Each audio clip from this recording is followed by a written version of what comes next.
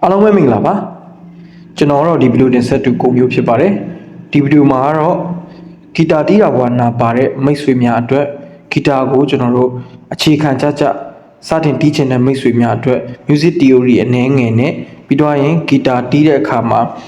လိုအပ်တဲ့အရာလေးတွေကိုဒီဗီဒီယိုမှာပြင်ဆင်ထားပါတယ်ဒီဗီဒီယိုလေးအစအဆုံးကြည့်ဖို့လည်းတိုက်တွန်းပါတယ်ကဲကျွန်တော်တို့ဂီတာမှာဆိုရင်အမျိုးအစားအများကြီးရှိတဲ့ထဲကကျွန်တော်လက်စစ်ဂီတာနဲ့ဟိုလိုဂီတာကိုဥပမာအနေနဲ့ပြထားပါတယ်ဘယ်ဂီတာပဲဖြစ်ဖြစ်ပေါ့နော် body neck hex ပေါ့နော်ဒီ၃မျိုးရှိတယ်ပေါ့နော်ကဲဟုတ်ပြီအဲ့ဒါကိုကျွန်တော်အသေးစိတ်လေ့လာရအောင်ဟိုလိုဂီတာမှာဆိုရင်ဒီခုလိုမျိုးအပိုင်းတွေအများကြီးရှိရပေါ့နော်နာမည်တွေအများကြီးရှိတယ် body top bridge settle sound hole neck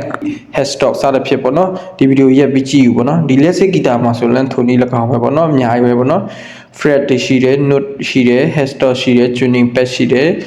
neck ရှိတယ်နော် pick up ရှိမယ် bridge ရှိမယ် body ရှိမယ် body control ထုံးနေရှိမယ်ပေါ့နော်ကဲဟုတ်ပြီကျွန်တော်တို့အဲ့ဒါတွေကိုကျွန်တော်တို့ကဘယ်လိုလောက်အောင်လဲဆိုရင်ကျွန်တော်တို့ရဲ့ဘယ်လက်နဲ့ညာလက်နဲ့တီးရမှာပေါ့နော်ဘယ်လက်နဲ့ညာလက်မှာဆိုရင်ကျွန်တော်တို့လက်နံပါတ်တွေရှိတယ်ဘယ်လက်ကို1နဲ့3လေးเนาะညာလက်ကိုတော့ PIMA ပေါ့အဲ့လိုလက်နံပါတ်တွေရှိတယ်ကဲဟုတ်ပြီကျွန်တော်တို့ဒီဘယ်လက်မှာကျွန်တော်တို့တီးဖို့အတွက်လက်ကွက်ပြားတော့မှကျွန်တော်တို့ကတော့တီးရမှာဖြစ်ပါတယ်ဒီလက်ကွက်ပြားမှာဆိုရင်အမှာ fret finger bow intot ဆိုပြီးအဲ့လိုမျိုးလေးတွေရှိရပေါ့နော်အဲ့မှာဒါဂီတာမြေပုံဖြစ်တယ်ပေါ့နော်ဂီတာမြေပုံမှာဆိုရင်ဒီလိုalphabet တွေပေါ့နော်သူရဲ့ music guitar alphabet တွေကိုရှုပ်ရှက်ခတ်နေအောင်ဒီလိုမျိုးရှိနေတာကိုကျွန်တော်တို့တီးရတယ်ပေါ့နော်ဒါကိုအသေးစိတ်လေ့လာမှတီးမှာဖြစ်ပါတယ်အဲ့လိုရှုပ်တာကိုကျွန်တော်ရှင်းမယ်ဆိုရင် open string တွေကိုနဲ့အရင်စပြီးရှင်းရမှာဖြစ်ပါတယ်ဒါ open string တွေမှာဆိုရင်ဒီအမြင့် string က E string တစ်ကြိုးပေါ့နော်ပြီးတော့ရင် low string က6ကျိုးပေါ့နော်အဲ့လိုမျိုးရှိတယ်အဲ့မှာကျွန်တော်တို့ကဒီ string တွေကိုကျွန်တော်တို့ name ပေးလိုက်မယ်ဆိုရင် EBGDAE ပေါ့နော်အဲ့ဒါကိုကြပြားနဲ့ကျွန်တော်တို့က name ပေးလိုက်မယ်ဆိုရင် every point code.ai ပေါ့ဒါဆိုရင်1နှစ်3 4 5 6ထိကိုကျွန်တော်တို့ကျိုးနံပါတ်တွေအလွတ်ရတော့မယ်ဟုတ်ပြီကျွန်တော်တို့ကဘယ်လက်ကိုတီးတဲ့အခါမှာကျွန်တော်တို့က note ကြည့်ပြီးတီးရမှာပေါ့နော်အဲ့မှာဆိုရင် note ဘယ်ဘက်နဲ့ညာဘက်ရေးထားနော် note value ကဘယ်ဘက် rest value ကပေါ့နော်ဒီ note ကကြတော့ကျွန်တော်တို့ဘယ်လက်ကိုနှိပ်မယ်ပြီးညာလက်ကတီးမယ်ပေါ့နော်ဒီ rest ကကြတော့ကျွန်တော်တို့နားမယ်ပုံစံလေးတွေပေါ့နော်ကဲဟုတ်ပြီအဲ့ဒီ note တွေကိုကျွန်တော်တို့က step note မှာရေးမယ်ဆိုရင်ဒီလိုမျိုးပုံစံနေရှိရပေါ့နော်ဒီလို step note လဲကျွန်တော်တို့တီးထားဖို့လိုမယ်ပေါ့နော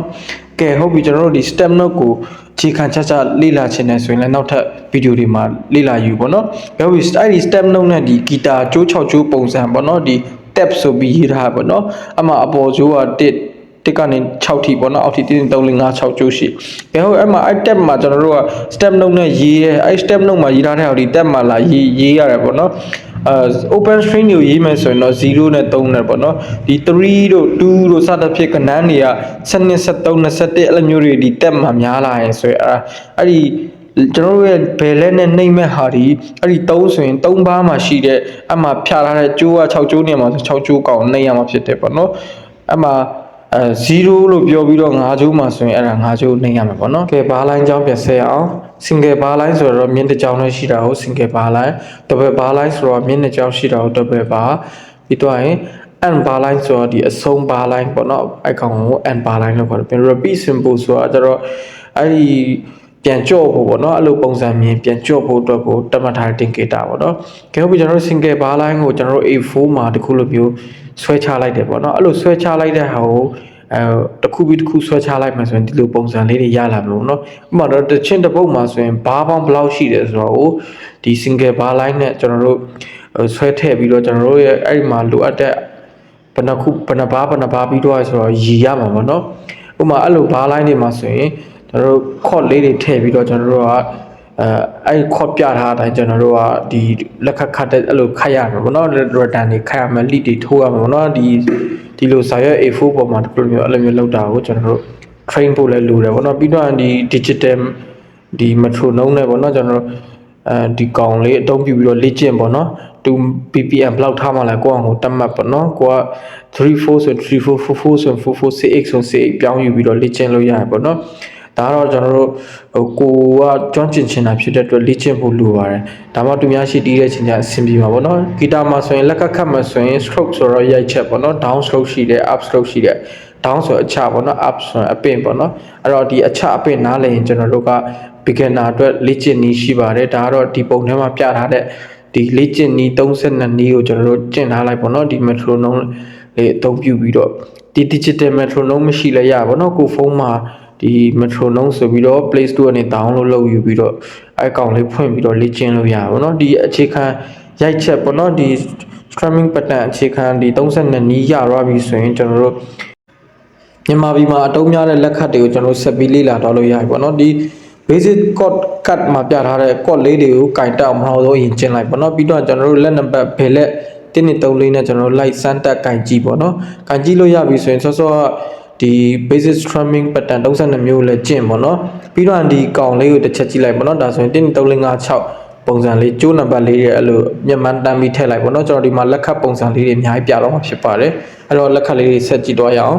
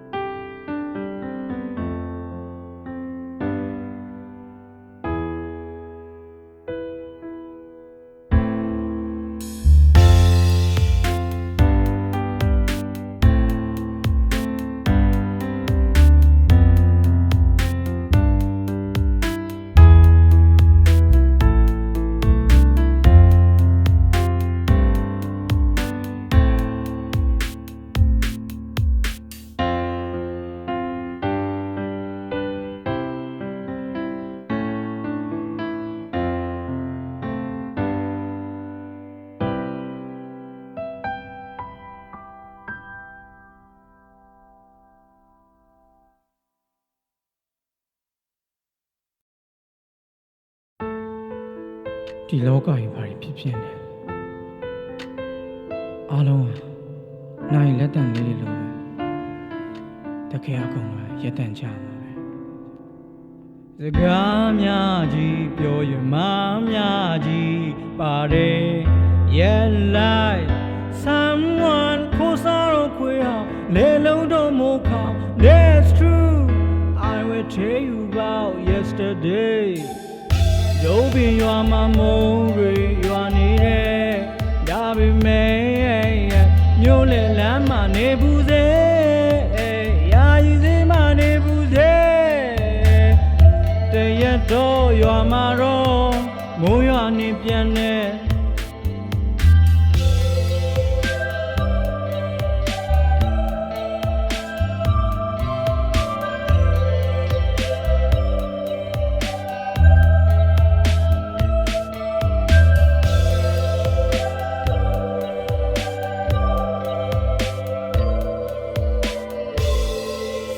သွားရင်လမ်းဖြစ်တဲ့ကြားကြည့်ရင်ခြေရာကြီးတယ်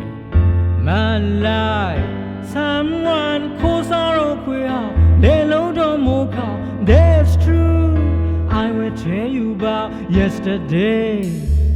Don't be your mama,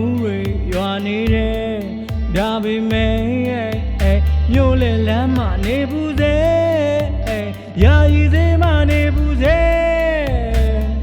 They yet to your maro, mo your nipiane.